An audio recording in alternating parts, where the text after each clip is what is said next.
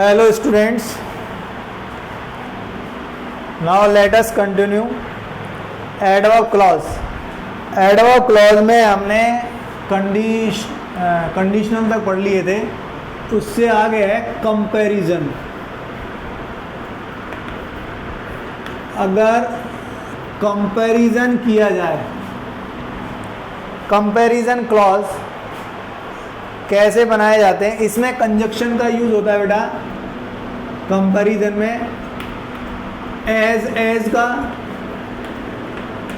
सो as का और then का. देखो पॉजिटिव सेंटेंस है तो एज का यूज करेंगे, नेगेटिव है तो सो एज का यूज करेंगे, और कंपैरेटिव डिग्री होती है पॉजिटिव बनाने के लिए एज और सो एज का यूज होता है. कंपैरेटिव डिग्री के लिए देन का यूज होता है. एज पॉजिटिव सेंटेंस में, इसे नेगेटिव सेंटेंस में भी कर सकते हैं, लेकिन सो एज का नेगेटिव में ही होता है, पॉजिटिव सेंटेंस में इसका यूज नहीं होता है. बात समझने की है. अब ऐसे दे रखा है,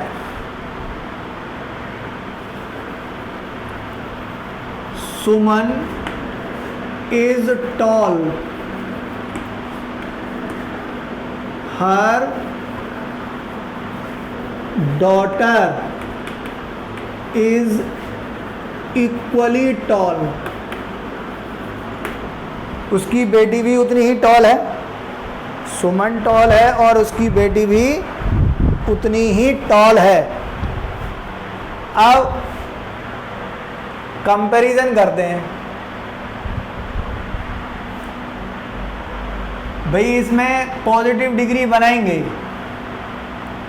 दोनों बराबर हैं, तो इसकी बेटी की तुलना कर दो पहले चाहे कि हर डॉटर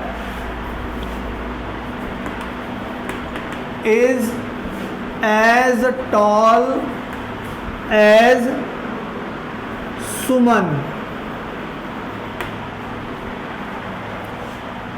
अब इसमें नेगेटिव का यूज, सो एज का यूज तो करेंगे नहीं क्योंकि ये सेंटेंस पॉजिटिव है. अगर देन का यूज करेंगे तो देखो इन दोनों में ये मालूम पड़ रहा है कि सुमन, भाई सुमन टॉल है, उसकी बेटी भी उतनी ही टॉल है. इसका मतलब सुमन टॉल है, अपनी बेटी से ज्यादा टॉल नहीं है. पॉजिटिव में इस तरीके से लिखा, तो नेगेटिव में वो, इसमें कंपैरेटिव डिग्री में क्या हो जाएगा कि Suman is not taller than her daughter. ये ध्यान रखना बेटा, Suman is not taller than her daughter, इतना लिखा तो सेंटेंस पॉजिटिव हो जाएगा. इसके बाद इज और लिखना पड़ेगा. Suman is not taller than her daughter is. अब ये बना कॉम्प्लेक्स सेंटेंस.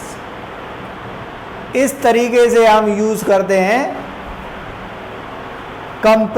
कंपैरिजन क्लॉज का. इसके बाद में हम बेटा देखते हैं नेक्स्ट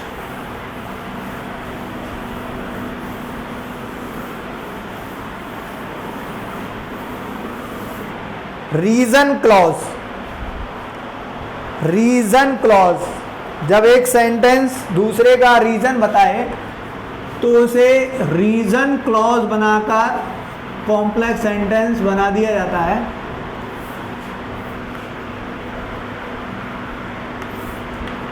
अब रीजन क्लॉज में हम किस किस का यूज करते हैं, एज का,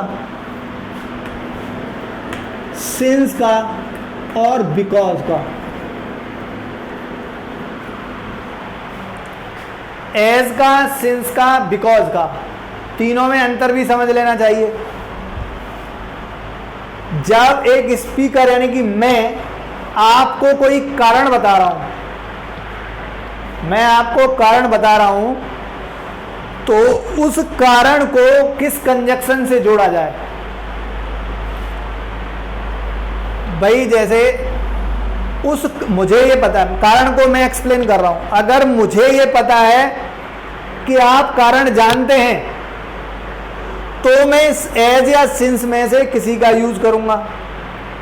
अगर मुझे ये पता है कि आप कारण नहीं जानते हैं तो मुझे बिकॉज का यूज करना चाहिए। अरे समझ में आया? ये समझने वाली बात है कि जो कारण एक्सप्लेन कर रहा है उस आदमी को ये पता है कि जो सुनने वाला है वो कारण को जानता है, केवल रिमाइंड कराना है तो एज और सिंस। अगर ये शो करना है कि तू कारण नहीं जानता है तो बिकॉज। देखो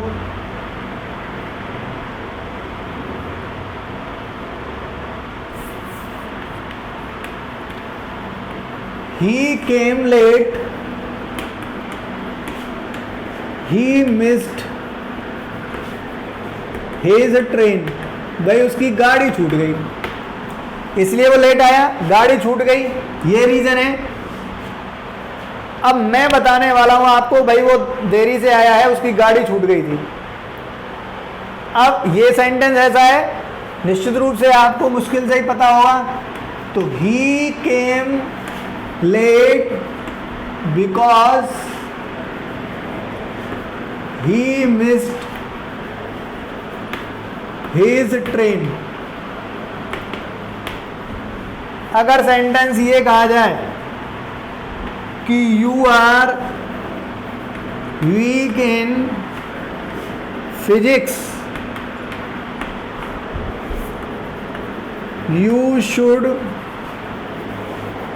take extra classes.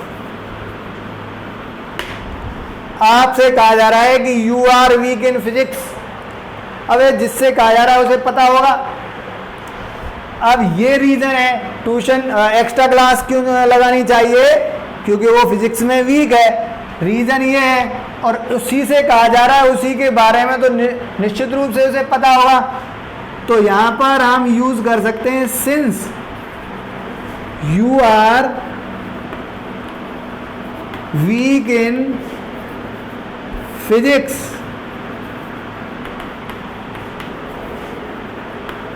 you should take extra classes।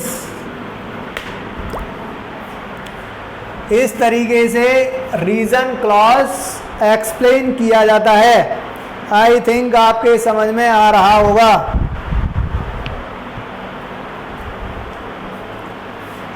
Reason के बाद अब बेटा देखते हैं हम पर्पज।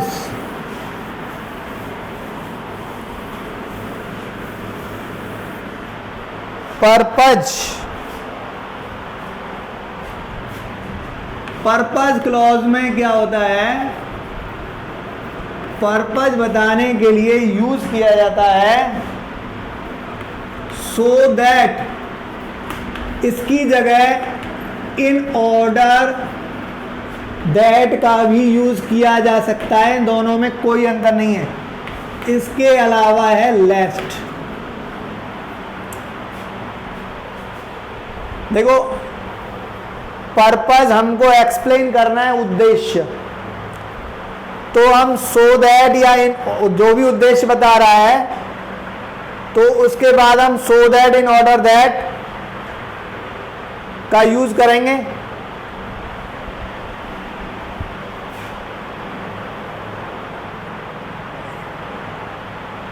और लेस्ट का यूज थोड़ा क्या है, एक वार्निंग देने के लिए किया जाता है।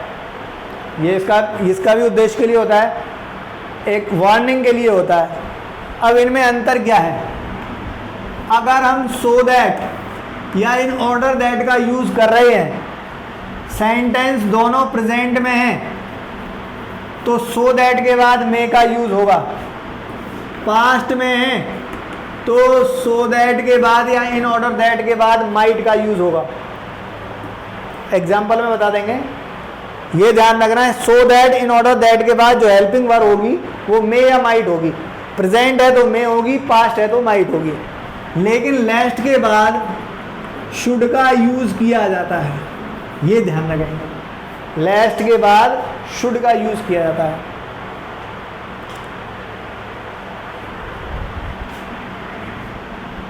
अब देखो कैसे,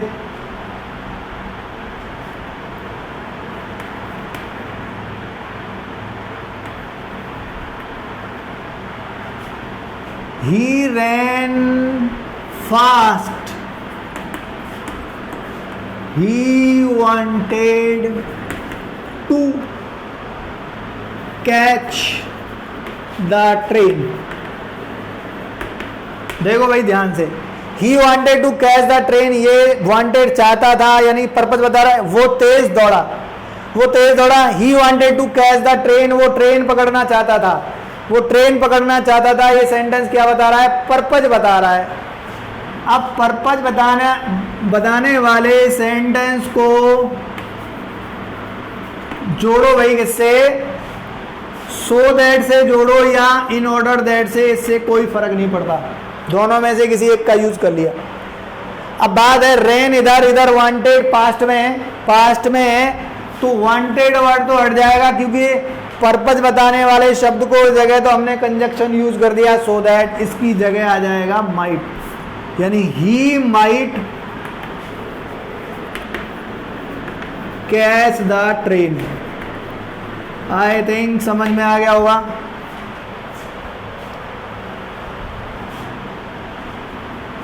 देखो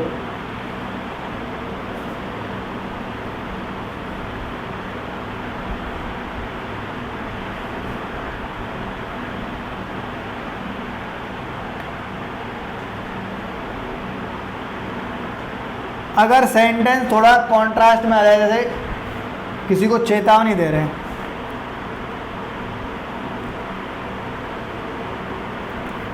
जैसे किसी से कहा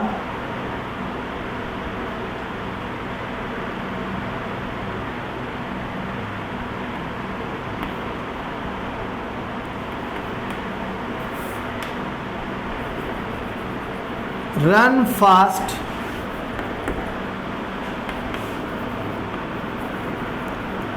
do you want to miss the bus, क्या तुम बस छोड़ना चाहते हो? अरे तेज दौड़ो, क्या तुम बस छोड़ना चाहते हो? अब इस जगह हम क्या, इसमें थोड़ी वार्निंग है, तो यहां पर हम लिखेंगे run fast लेस्ट you should miss the बस। इसका मतलब है तेज दौड़ो, नहीं तो तुम्हारी बस छूट जाएगी। तेज दौड़ो नहीं तो तुम्हारी बस छूट जाएगी। इसके अलावा चाहिए चाहिए, यहाँ शुड का मतलब नहीं होता है, कहीं चाहिए चाहिए निकालने लग जाए इसका मतलब। तो इस तरीके से हम पढ़ते हैं पर्पस, जिसमें सो दैट और इन ऑर्डर दैट का दोनों में कोई अंतर नहीं है, एक ही तरीके से यूज किया जाता है। और बेटा लास्ट है, इस ये जो है थोड़ी वार्निंग के लिए होता है। So that in order that के बाद वाले सेंटेंस में वांटेड विश्ड ऐसे वर्ड आएंगे, उनके हटा देंगे क्योंकि ये पर्पस बताने के लिए। उसकी जगह हमने so that in order that का यूज कर दिया। अब वांटेड टू को हटाकर क्या लगाएं? प्रेजेंट है तो मे, पास्ट है तो माइट। लास्ट के बाद चाहे प्रेजेंट आए या पास्ट आए, शुड का ही यूज होता है। अब हम पढ़ते हैं बेटा इससे आगे।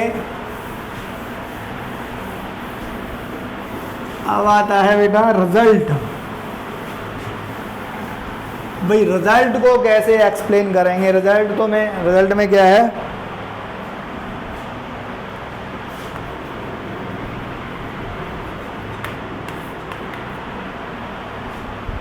रिजल्ट में बेटा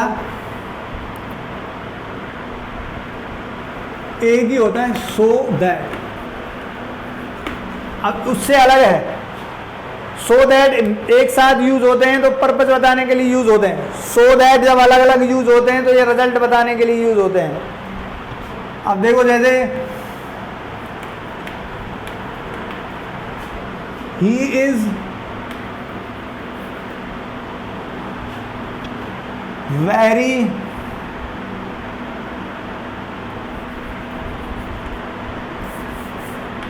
late, I cannot allow him. He is very late, वो उसे बहुत देर हो गई. I cannot allow him, मैं अब उसे अनुमति नहीं दे सकता. जैसे कोई एंट्री वगैरह की हो, इस जगह यूज होता है.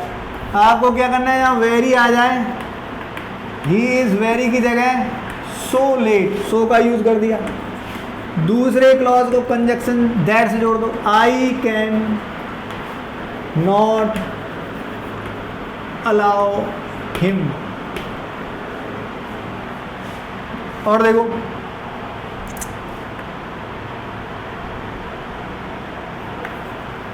जैसे है the mountain is very high, पर्वत बहुत ऊंचा है. You can not climb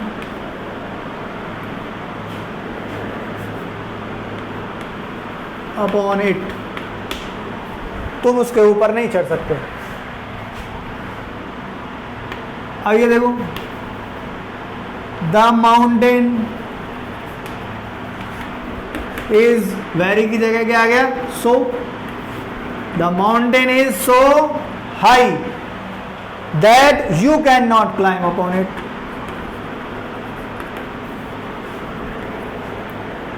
you can not climb upon it. इस तरीके से रिजल्ट को एक्सप्लेन, देखो एक सेंटेंस रिजल्ट बताएगा, एक रीजन बताएगा. ये रीजन बता रहा है ही इज वेरी लेट, ये रिजल्ट बता रहा है he can not, I can not allow him. जब कोई रिजल्ट बताने वाला सेंटेंस आता है तो उसे सो दैट से इस तरीके से जोड़ दिया जाता है. अब आपके रह जाते हैं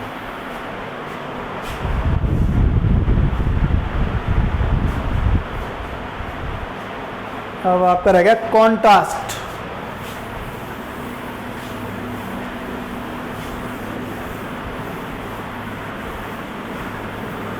कॉन्ट्रास्ट भी बहुत आसान है. कॉन्ट्रास्ट जैसा कि हमने उसमें भी पढ़ा है कंपाउंड सेंटेंस में कि जहां कॉन्ट्रास्ट होता है तो वहां व्हाट और येट का यूज करते हैं. यहां पर ऑल्दो या फिर दो का भी यूज कर देते हैं. जैसे अब ये है he is poor, he is honest.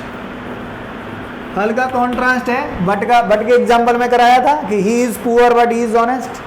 यहां पे क्या करेंगे, बस although he is poor, he is poor, he is honest. बहुत ही आसान है, हर सेंटेंस ऐसे ही जोड़ा जाएगा. यहाँ हो गए बेटा एक मैनर आता है जिसमें एज का यूज करते हैं. जैसे I will treat you as you treated me. I will achieve everything as my father achieve. इस तरीके से एज का यूज उसमें हो जाता है मैनर में. और इसके बाद में मतलब आज जो है आपके जो है सिंथेसिस फिनिश हो गए. अगली क्लास में जो है हम नेक्स्ट टॉपिक शुरू करेंगे.